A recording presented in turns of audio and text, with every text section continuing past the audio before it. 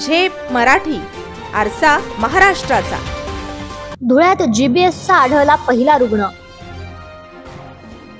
हिरे रुग्णालयात उपचार सुरू, यंत्रणा सतर्क।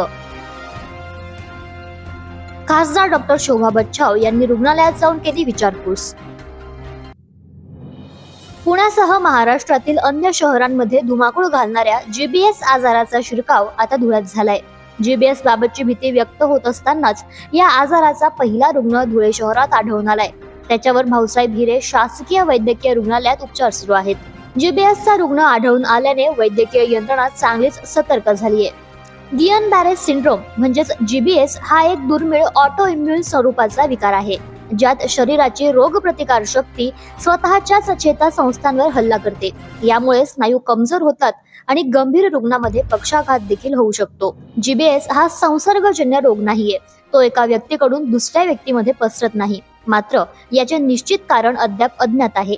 हा आजार एखाद्या श्वसन किंवा पचन संस्थेच्या संसर्गानंतर होतो, त्यावर तातडीने उपचार करणे गरजेचे आहे, असे वैद्यकीय सूत्रांचे म्हणणे आहे। या आजाराचा पहिला रुग्ण आढळल्याची माहिती मिळताच खासदार डॉक्टर शोभा बच्छाव यांनी रुग्णालयात जाऊन या रुग्णाची विचारपूस केली। तसेच एका 7 वर्षीय बालिकेला कुत्रा चावल्यामुळे तिच्यावर उपचार सुरू आहेत, तिचीही भेट घेऊन विचारपूस करण्यात आली। कुत्रा चावण्याच्या वाढत्या घटना आणि जीबीएसचा धोका याबाबत खासदार डॉक्टर बच्छाव यांनी यंत्रणेला आवश्यक सूचना दिल्या। यावेळी रुग्णालयाचे अधिष्ठाता डॉक्टर सयाजी भामरे, डॉक्टर दिनेश बच्छाव यांच्यासह संबंधित डॉक्टर उपस्थित होते। अशाच वेगळ्या आणि ताज्या बातम्यांसाठी पाहत रहा झेप मराठी, आरसा महाराष्ट्राचा। संपादक प्राध्यापक अनिल चव्हाण, धुळे।